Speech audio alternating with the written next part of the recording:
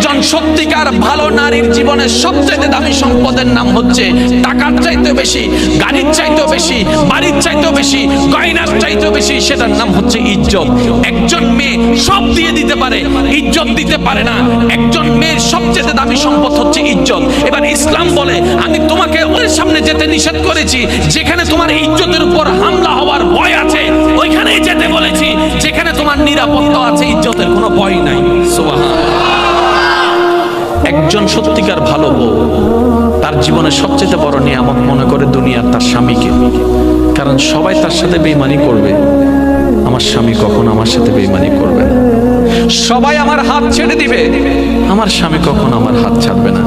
এখানে যারা বিবাহিতরা আছেন, আমি ছোট্ট মানুষ হিসেবে শ্রদ্ধার সাথে একটা কথা বলি। এক ঘরের নিচে থাকলে, একই ছাদের নিচে থাকলে অনেক কিছুই হবে, মন মালিন্য, পক্ষে বিপক্ষে, পছন্দ অপছন্দ অনেক কিছুই হবে। এগুলাকে ফোকাস দিয়েন না, ডিভোর্সে যায়েন না। কারণ ডিভোর্স করে যেখানে যাবেন সেখানে যে মহাসুখ পাবেন এরকম কোনো গ্যারান্টি নাই। যেখানে আছেন থাকুন, আল্লাহর রহমতের আশা করুন। স্বামীর কাজ হচ্ছে স্ত্রীদেরকে মায়া প্রদর্শন করা, মহাব্বত প্রদর্শন করা, কেয়ারিং প্রদর্শন করা।